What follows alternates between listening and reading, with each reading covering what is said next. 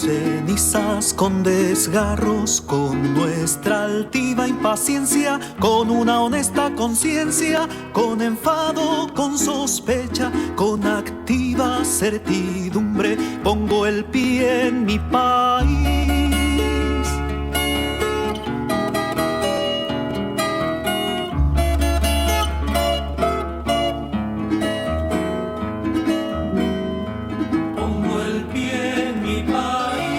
Y en lugar de sollozar, de moler mi pena al viento, abro el ojo y su mirar y contengo el descontento. Vuelvo hermoso, vuelvo tierno, vuelvo con mi esperadura, vuelvo con mis armaduras, con mi espada, mi desvelo, mi tajante desconsuelo, mi presagio, mi dulzura. Vuelvo con mi amor espeso, vuelvo en alma y vuelvo en hueso, a encontrar la patria pura al fin del último beso.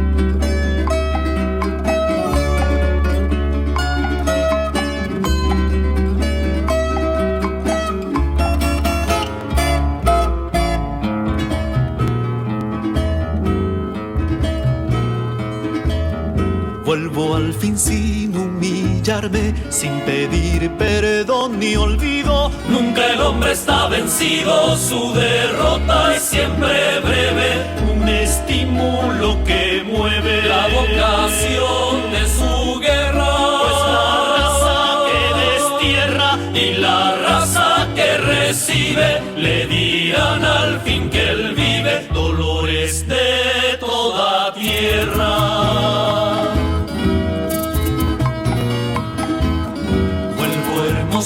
Vuelvo tierno, vuelvo con mi esperadura, vuelvo con mis armaduras, con mi espada, mi desvelo, mi tajante desconsuelo, mi presagio, mi dulzura. Vuelvo con mi amor espeso, vuelvo en alma y vuelvo en hueso, a encontrar la patria pura al fin del último